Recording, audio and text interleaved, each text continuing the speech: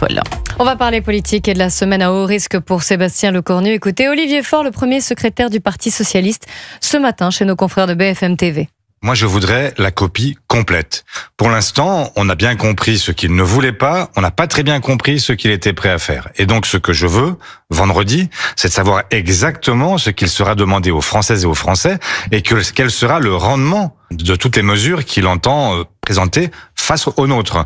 Si rien ne change, eh bien, le résultat est déjà connu. Il y aura une censure et donc ce gouvernement tombera et il y aura vraisemblablement une dissolution à laquelle nous sommes prêts.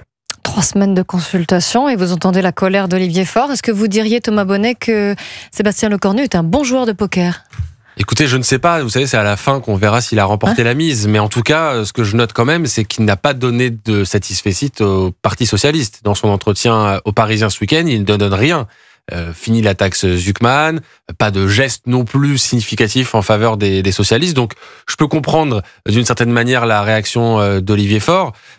Pour le Parti Socialiste, vous savez, c'est très important d'obtenir une victoire politique, c'est-à-dire d'obtenir une concession majeure de la part de Sébastien Lecornu. Or, à ce jour, on ne la voit pas arriver. Mais alors, est-ce qu'il y aurait une technique en disant « j'ai dit non » je leur ai dit non ce week-end et en fait c'est pour que la bataille se joue jusqu'au bout et que vendredi il cède sur un point, ça va être ça ? Vous y croyez ? Je ne sais pas, je pense plutôt de manière un peu plus pragmatique que Sébastien Lecornu est tiraillé aussi par la droite et que parmi les demandes du Parti Socialiste, il y a beaucoup de lignes rouges pour la droite.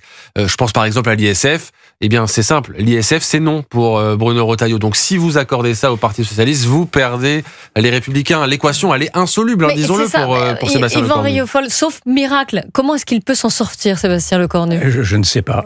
Il faudrait un miracle et je ne vois pas, effectivement, dans ce gouvernement fantôme qui met en scène des fantômes, les socialistes en sont, comment, effectivement, on peut s'en sortir. Ce qui me désespère, c'est que l'on va assister à la lente agonie d'un système, à la lente agonie peut-être même d'un régime de la Ve République. On voit bien aujourd'hui que le président de la République a choisi d'aller jusqu'au bout, de tenter d'aller jusqu'au bout.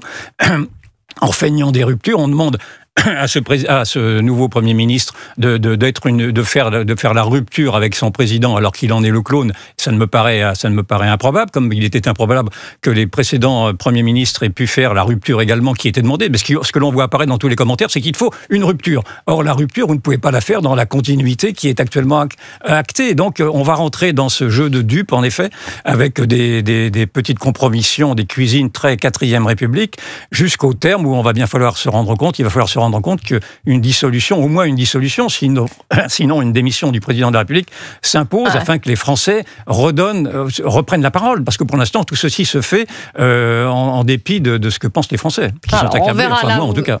Là, on s'est projeté un peu plus loin, Thomas Bonnet.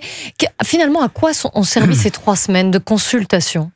Écoutez, déjà, à prendre le pouls de la situation pour arriver au constat suivant. Sébastien Lecornu le dit lui-même, il est le Premier ministre le plus faible de la Ve République. Et il a eu besoin de 3 semaines. Non, mais alors il y a aussi un autre enjeu. Et d'ailleurs, aujourd'hui, il a reçu les représentants du socle commun. Vous savez, socle commun, c'est le centre et la droite qui sont alliés.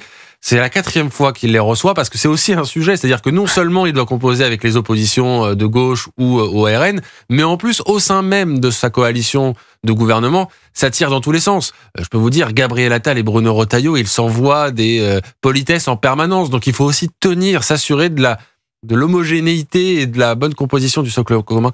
C'est très compliqué quoi qu'il arrive. Et en plus, jeudi, il y a une journée de manifestation encore comme si ça suffisait pas. Oui, évidemment. Et on suivra à la fois cette mobilisation de jeudi et puis le Parti Socialiste qui sera reçu le lendemain et qui espère peser sur les